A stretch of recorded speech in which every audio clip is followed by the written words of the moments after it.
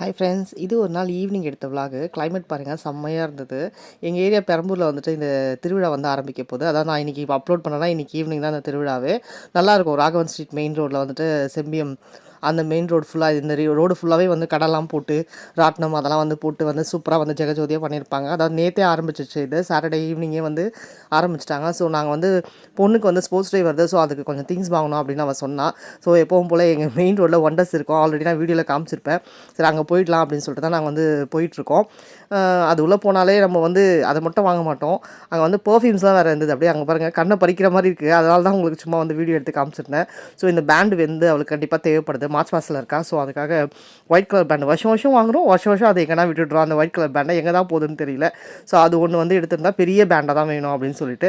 So இந்த ஐட்டம்ஸ்லாம் வந்து இருந்தது. அதாவது நம்ம பீஸாவுக்கு ஸ்ப்ரெட் பண்ணுற அந்த இது, அப்புறமா நிறைய இருக்குது. அது என்னென்னு தெரியல, நீங்கள் அப்படியே வந்து பார்த்தீங்கன்னா தெரியும். நான் கடை கடைன்னு சொல்ல முடியாது அந்தளவுக்கு.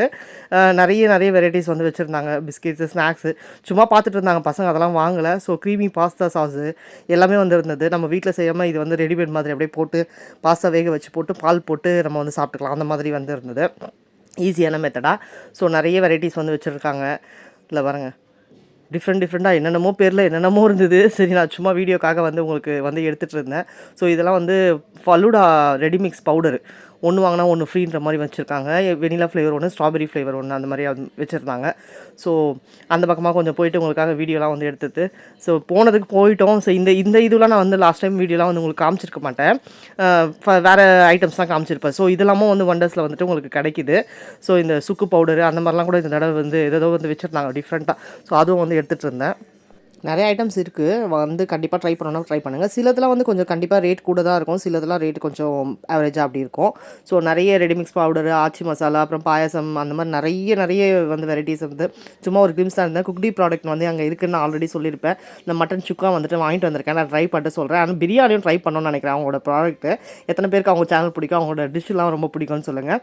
ஆனால் ட்ரை பண்ணதில்லை. யாரும் ட்ரை பண்ணியிருந்தீங்கன்னா கண்டிப்பாக எனக்கு கமெண்ட்டில் வந்து சொல்லுங்கள் எப்படி இருக்குது அப்படின்னு சொல்லிட்டு. நான் ஒரு வாட்டி ட்ரை பண்ணிட்டு கண்டிப்பாக வந்து உங்களுக்கு சொல்கிறேன். நான் நெக்ஸ்ட் வீடியோவில் இல்லை ஏதாவது ஒரு போடுறேன். ஃபிஷ் ஃப்ரை மசாலா அந்த மாதிரி நிறைய இருந்தது. ஃப்ரைடு சிக்கன் எல்லாமே கூட வந்தது. இந்த வீடியோ வந்து பத்தலை எனக்கு சொல்ல போனாக்கா. ஃப்ரைடு சிக்கன் இது கூட இருந்தது. ஸோ இந்த வீடியோ வந்து பத்தலை. நெக்ஸ்ட் பார்ட்டில் பார்க்கலாம். பாய்.